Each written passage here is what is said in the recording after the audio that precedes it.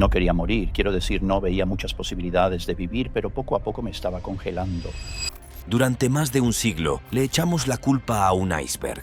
Pero, ¿y si la verdad fuera mucho más inquietante? Pero hay una versión de Titanic que nunca hemos visto hasta esta mañana. Una fotografía misteriosa, un simulacro cancelado, un incendio del que nadie habló, cada uno una advertencia.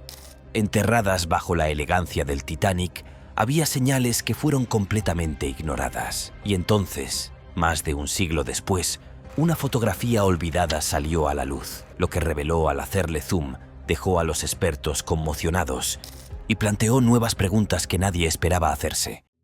La ilusión de la invencibilidad. 10 de abril de 1912, Southampton.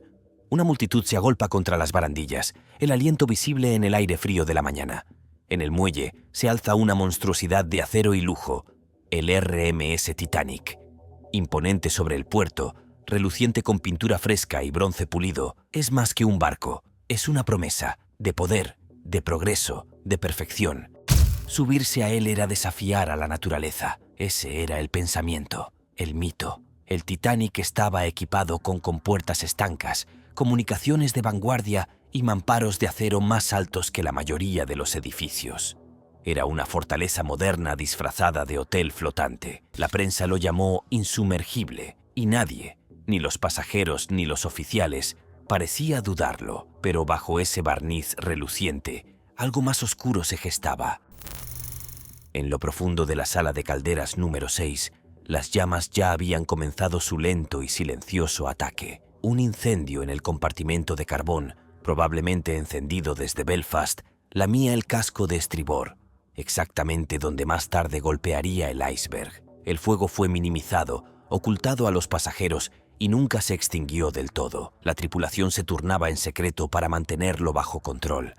Algunos jurarían después que el acero ya empezaba a deformarse. Aún así, el barco zarpó. Y en la mañana del 14 de abril, apenas unas horas antes del choque, se tomó otra decisión en silencio. El capitán Edward Smith canceló un simulacro programado de botes salvavidas. No se dio ninguna razón, no se ofreció ninguna explicación.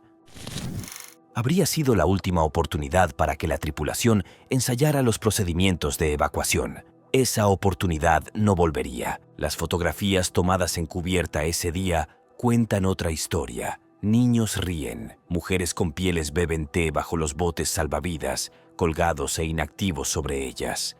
El gimnasio vibra con pasajeros pedaleando sobre camellos eléctricos. Nada parece fuera de lugar. Esa es la parte más escalofriante. Había 20 botes salvavidas, solo suficientes para 1.178 personas, en un barco que llevaba a más de 2.200. Pero según la ley marítima de la época, el Titanic cumplía con todos los requisitos. Nadie se preguntaba por qué un barco considerado insumergible necesitaba más. La ilusión seguía intacta. El Titanic no se hundió por un solo iceberg, se hundió por todo lo que nos negamos a ver. El fuego que ignoramos, los simulacros que omitimos, la fe ciega que depositamos en el metal por encima de la precaución. Y aun cuando el barco se adentraba en pleno corazón del campo de icebergs, el propio océano trató de advertirles. Y en esa confianza ciega, el barco más avanzado del mundo navegó directo hacia la oscuridad helada, hermoso, invencible y completamente desprevenido. Las advertencias que nadie escuchó. Para cuando el Titanic llegó al Atlántico abierto, el océano ya había comenzado a susurrar advertencias, pero nadie estaba realmente escuchando. Entre el 11 y el 14 de abril, al menos 6 advertencias sobre icebergs fueron enviadas al Titanic por otros barcos en la zona. Los mensajes llegaban a través del sistema inalámbrico Marconi, ráfagas crepitantes de código Morse que indicaban posiciones, campos de hielo y témpanos a la deriva justo en la ruta del Titanic. Pero la sala de comunicaciones del Titanic estaba colapsada. Durante gran parte del viaje, los operadores Jack Phillips y Harold Bright trabajaban bajo presión, no por órdenes del puente de mando, sino por los pasajeros. El telégrafo se había convertido en una novedad, un servicio de lujo. Los viajeros adinerados hacían fila para enviar telegramas a Nueva York, anunciando su inminente llegada. Y como el sistema había estado fuera de servicio durante horas por una falla técnica, Phillips estaba apurado tratando de ponerse al día. Fue entonces cuando llegó el primer mensaje fatal. A las 9 de la noche del 14 de abril, el barco cercano Mesaba envió una advertencia detallada sobre hielo compacto y témpanos directamente en la ruta del Titanic. Phillips la recibió, pero nunca la pasó al puente de mando. Estaba ocupado. No la registró. Luego, a las 10:55 de la noche, llegó otro mensaje desde el Californian. El barco estaba rodeado de hielo y se había detenido por completo esa noche. Cuando el operador del Californian intentó transmitir la advertencia, Phillips lo interrumpió. Shut up. Shut up. You're jamming me. Cape Race era la estación terrestre en Newfoundland. Phillips intentaba enviar más telegramas de los pasajeros. Momentos después, el operador del Californian, frustrado, apagó su equipo y se fue a dormir. Fue la última oportunidad. A las 11:40 p.m., el Titanic chocó contra el iceberg, un impacto que resonaría como el reflejo de todos los fallos del viaje, las advertencias ignoradas, el incendio desatendido y la ausencia del simulacro de botes salvavidas. Cada error, antes insignificante, ahora se convertía en catástrofe. En el puente, el primer oficial Murdoch ordenó todo a estribor y dio marcha atrás a los motores. El barco giró, pero no lo suficiente. Bajo la línea de flotación, una cresta de hielo irregular rasgó el costado de estribor, abriendo 5 compartimentos. El Titanic había sido diseñado para resistir la inundación de 4. Mientras la tripulación se apresuraba a evaluar los daños, Phillips y Bride permanecían en la sala de radio. Esta vez no estaban enviando telegramas para recién casados o empresarios. Ahora transmitían una señal muy distinta. COD, come quick. Minutos después, Phillips añadió otro código, uno que nunca antes se había utilizado en una emergencia real. SOS. Otros barcos respondieron, pero la mayoría estaban demasiado lejos. El Californian era el más cercano, apenas a 16 kilómetros, pero con su sistema de radio apagado y su tripulación sin reconocer las bengalas de auxilio del Titanic, nunca acudieron.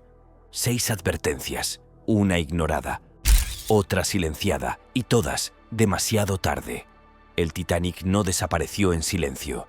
Gritó una y otra vez, pero en las últimas horas antes del choque, el océano hablaba y nadie lo escuchaba de verdad. El momento del impacto. Well, you know quite well what happened. The ship struck an iceberg, and I, like all 7-year-old children, of course. A las 11:40 p.m. del 14 de abril de 1912, el silencio del Atlántico Norte se rompió. El vigía Frederick Fleet fue el primero en ver el iceberg. Tocó la campana 3 veces, peligro al frente, y llamó al puente. La orden fue inmediata. Todo a estribor, motores en reversa. El Titanic empezó a girar, pero no a tiempo. Segundos después, más de 1,5 millones de toneladas de acero chocaron contra un hielo antiguo y afilado. En la cubierta se sintió como un leve golpe, un estremecimiento. La vajilla tintineó.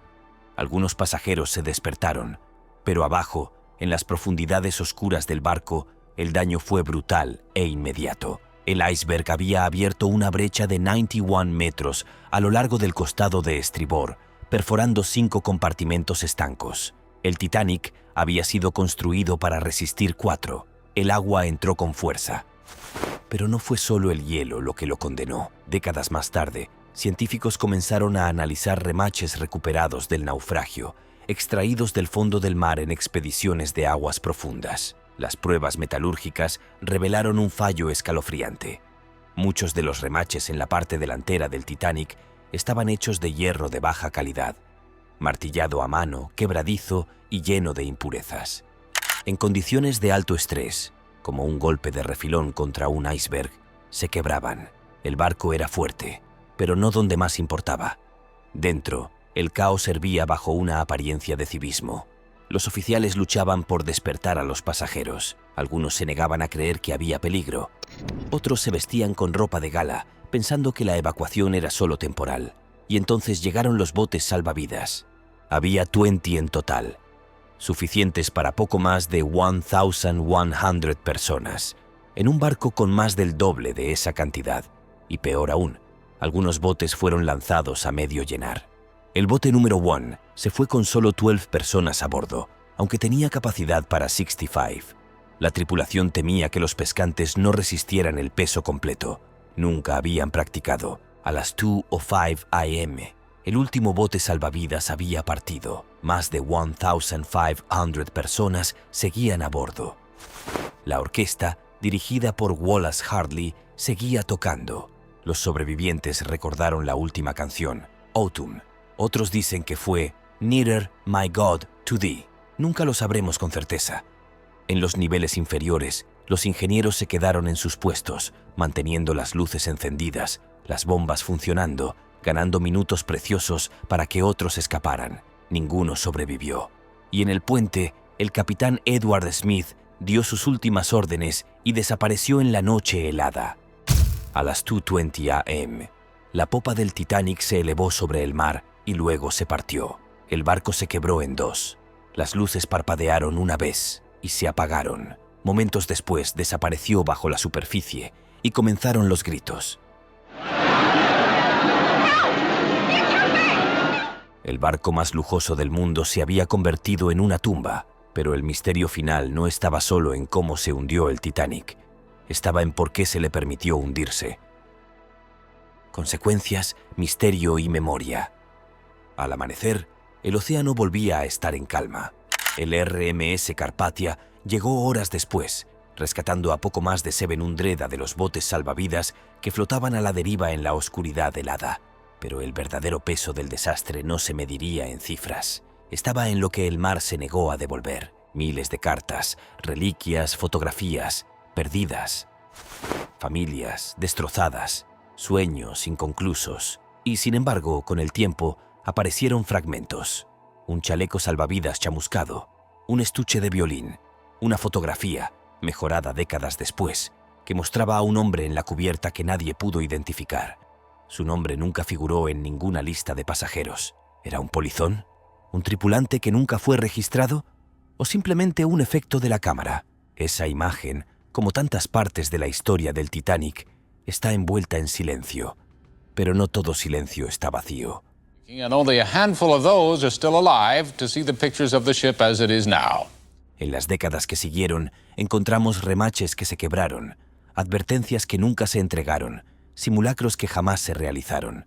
Leímos bitácoras y testimonios de sobrevivientes, examinamos fotos con detalle forense.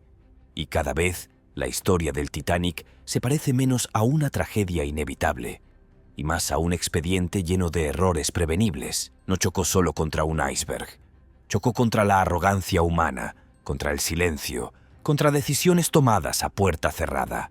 Y es esa historia, la que yace bajo la superficie, la que se niega a quedar enterrada. Si esta historia te hizo reflexionar, no dejes que se apague como las voces que se perdieron esa noche. Compártela, háblala, porque la historia no es solo cosa del pasado, es una advertencia. Y a veces, las verdades más trágicas son las que casi pasamos por alto.